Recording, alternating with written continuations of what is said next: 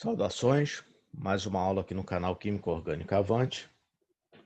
Essa aula vai ser sobre a adição de nucleófilos nitrogenados a aldeídos e cetonas. Esses nucleófilos, eles podem ser amônia, amina primária ou amina secundária. Pode ser esse composto aqui, conhecido como hidroxilamina. Pode ser composto desse tipo aqui, NH2N ligado a carbono, que são as hidrazinas, ou pode ser o íon cianeto. Quando o nucleófilo é amônia ou amina primária, o produto formado na reação pertence à função conhecida como imina, que é caracterizada pela ligação dupla carbono-nitrogênio e o nitrogênio ligado a outro átomo de carbono. Quando a amina é uma amina secundária, a função aí se chama enamina, porque o produto formado vai ter uma ligação dupla e um dos carbonos dessa ligação dupla está ligado ao átomo de nitrogênio. Enamina, esse en aqui é de alceno, fazendo referência a essa ligação dupla. Quando o nucleófilo é a hidroxilamina, o produto formado é uma oxima. Quando é uma hidrazina, o produto formado pertence à função das hidrazonas. E quando o nucleófilo é cianeto, o produto formado é uma cianohidrina. O mecanismo da reação, primeiro eu vou mostrar aqui o mecanismo com a amônia, porque como a amônia é um nucleófilo muito forte, e a carbonila não precisa sofrer nenhum tipo de ativação, como nos outros casos. A primeira etapa ocorre o ataque nucleofílico da amônia no carbono carbonílico, formando essa espécie aqui, que após a neutralização das cargas fornece um produto de adição. Aqui um detalhe interessante, que o nome da reação é adição de nucleófilos nitrogenados.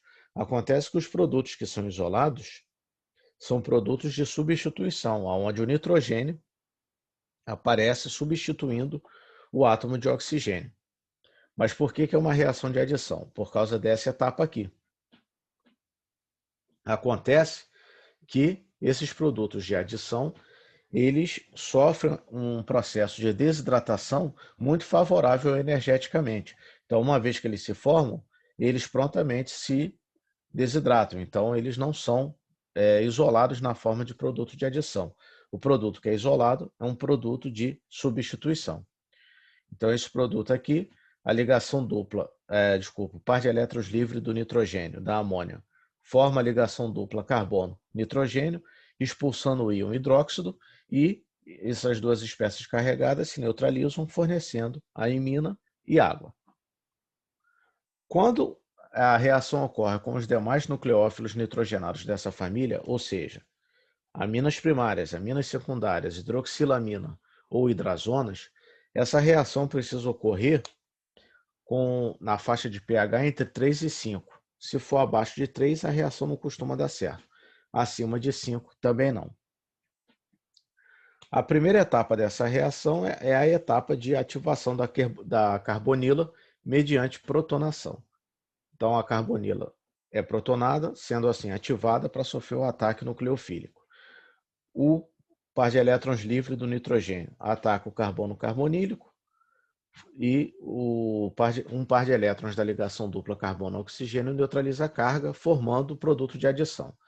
Esse produto de adição sofre um processo de próton-tropismo, onde um próton do nitrogênio protona essa hidroxila, e aqui ocorre a etapa de desidratação do produto de adição.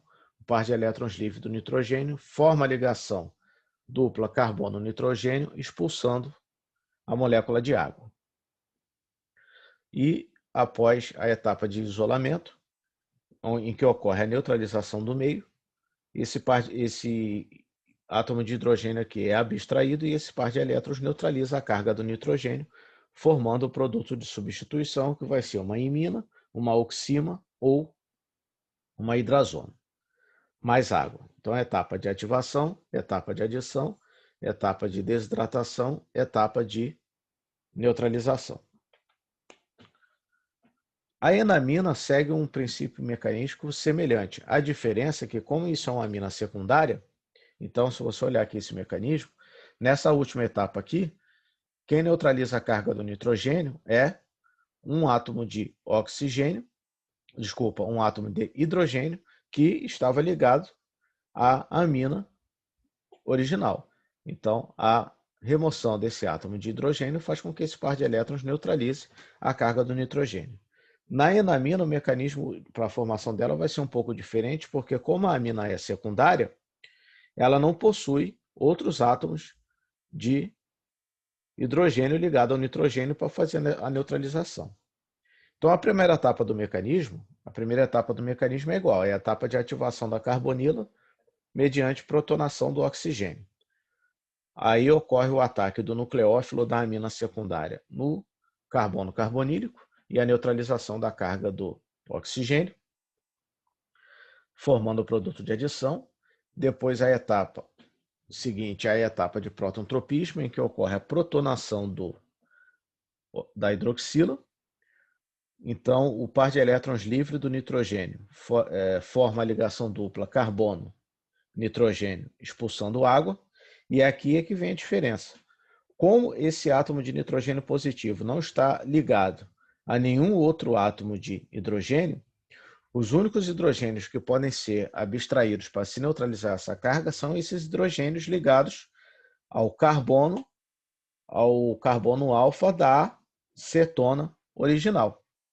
Então, um desses prótons aqui é removido, a saída de um desses prótons faz com que um par de elétrons dessa ligação carbono-hidrogênio forme a ligação dupla carbono-carbono da enamina. Essa ligação dupla aqui é formada nessa etapa, e um par de elétrons dessa ligação dupla carbono-nitrogênio neutraliza a carga positiva do nitrogênio. Então, por isso que com aminas secundárias o produto vai ser uma enamina, por conta dessa etapa aqui. E a questão do pH, ela é explicada pelo seguinte fato. Se o pH está abaixo de 3, o meio está muito ácido, você tem uma concentração de prótons muito grande. Então, nesse caso, essa etapa de ativação fica prejudicada por quê? Porque se o meio estiver muito ácido, tem que lembrar que o nitrogênio também é básico, ele tem par de elétrons livres aqui. No meio muito ácido, o nitrogênio pode estar protonado. E o nitrogênio protonado, ele não é nucleofílico, porque ele já não tem mais par de elétrons livres para reagir. Então, um pH 1, por exemplo, muito ácido, vai protonar todo mundo, desde a carbonila ao nitrogênio. Então, nitrogênio protonado não é nucleofílico, não ocorre reação. Por outro lado, num pH acima de 5, aí já é a etapa de ativação é prejudicada, porque você já não tem ácido suficiente para protonar a carbonila e favorecer a reação. Então, por isso que essa reação é muito sensível a essa faixa de pH. Tem que estar acima de 3, abaixo de 5. Agora, para encerrar a aula, falar da reação de adição do cianeto para formar a cianohidrina, que aí não é uma reação assemelhada às anteriores. Em comum é apenas o fato que a espécie nucleofílica contém um átomo de nitrogênio, porém, nas outras três que eu mostrei, o nucleófilo era nitrogenado e o átomo nucleofílico era o átomo de nitrogênio. No caso da adição de HCN, não, porque o átomo nucleofílico é o carbono. O nucleófilo é nitrogenado, mas é o carbono que é o átomo nucleofílico. Então, ocorre na adição de ácido cianídrico a aldeídos e cetonas, formando a cianohidrina.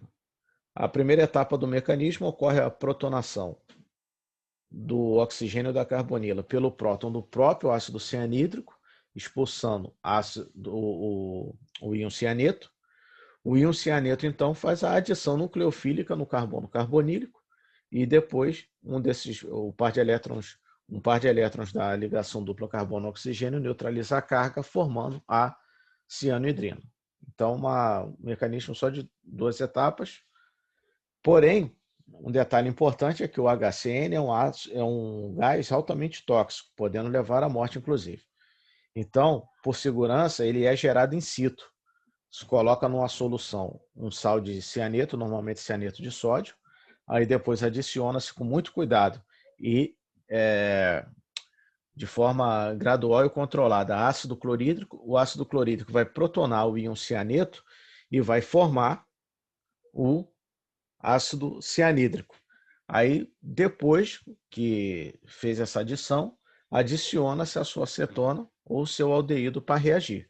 Lembrando que, por conta da toxicidade do ácido cianídrico, esse é o tipo de reação em que todos os procedimentos, desde geração in situ do ácido cianídrico até o isolamento da reação, devem ser feitos sempre na capela. Na verdade, qualquer reação tem que ser feita na capela, mas enfim. Essa, em especial, não se pode nem considerar a hipótese de se fazer reação, procedimento nenhum, fora da capela. Bom, era isso. Obrigado. Bom estudo.